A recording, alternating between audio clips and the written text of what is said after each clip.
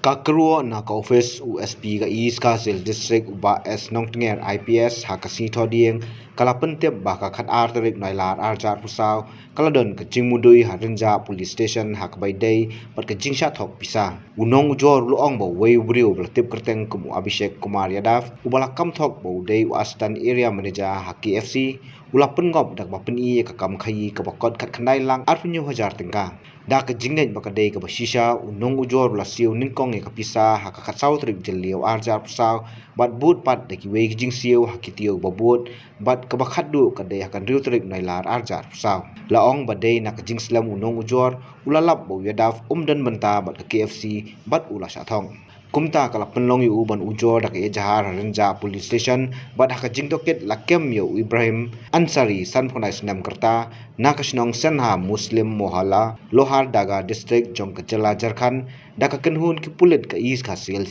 ka jing toket yu nu brio ka tangya chakmat bat banyo kem yek bedon tilang bat u hakikam thok pisa Habatin pej bahagi ki shop ka shop plus F Ka plus F? Hakabam bangibam dunaki eki batay kamet. Namar kata habathiru atau khau kamlu ka umpnyang kadut pet ya ka shop plus F haka jingsom. Yaki nutrient kumki vitamin bat ka ayan la icon diat bat ka bathau bha kam kta I ka dur jingki marbam ka jingma lani ka rukom shed yaki. Balehi banai kita. Kadon ka we ka jing mentoy ba kongsan. Ka kot ka kia. Ka nutrition bakam bha ka jing im bakam bha pendon kam daki marba modon ka shop plus F menta kasni Lawan Ra Shafi Lingba ko office jong Commissionerate of Food Safety Meghalaya